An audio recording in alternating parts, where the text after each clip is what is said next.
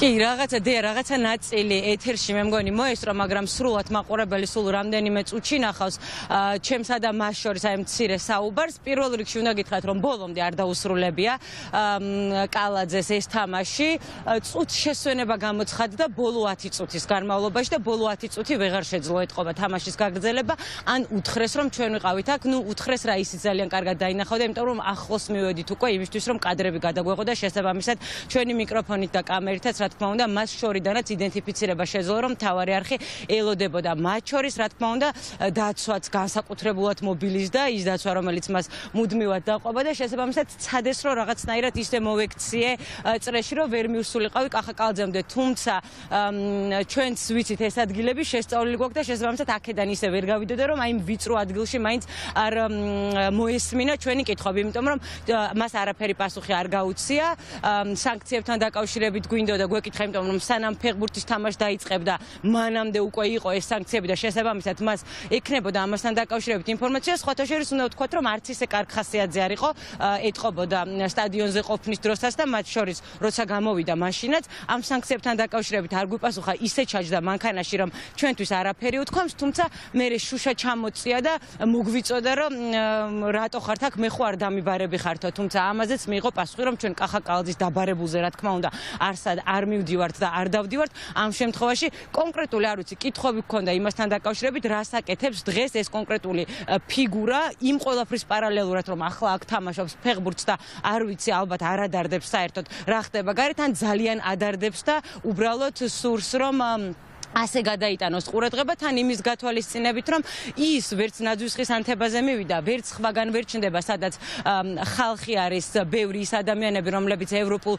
მომავალს ითხოვენ და ამისთვის იბრძვიან, ის ვერ ჩნდება ვერავისთან, მათ შორის იმ ქალაქის მოსახლეობასთან, რომლის მერიც ჯერჯერობით არის თვითონ, თუმცა აქ ფეხბურთის სათამაშოდ მოდის და ალბათ ეგონა, რომ ვერ გავიგებდით და არ გვექნებოდა მასთან კითხვები. მე როგორც ვიცი, მაყურებელს შეუძლია რომ მოусმინოს იმ რაღაცა პატარას, მაგრამ სრულ ვერსიას კახა კალაძემ როგორ უპასუხა ჩვენს კითხვებს და რა რეაქცია ჰქონდა ამ ყველაფერს. არა, მოჭიკავდით გაგისვამთ რამდენიმე კითხვას, ხო შეიძლება რომ ეკასოხოთ. ბატონო კახა, მითხარით დღევანდელი სანქციები ალბათ მოაწოდეთ რომ გენახათ. ბატონო კახა, მითხარით ხო ნახეთ დღევანდელი სანქციები სანამ გაჩერებული. არ თქვენ დაბარებულზე არ დავდივართ ხოლმე. ბატონო კახა, გამეცით პასუხი. მართლა რამე კომპრომატები აქვს თქვენზე, თუ თქვენ ან გულით აკეთებთ იმას, რასაც აკეთებთ. აი, რასაც აკეთებთ დღეს ქვეყანაში. თქვენ მიგიხართ დასაძიებლად, ვერ დაამთავრეთ ბოლომდე ფეხბურთის თამაში.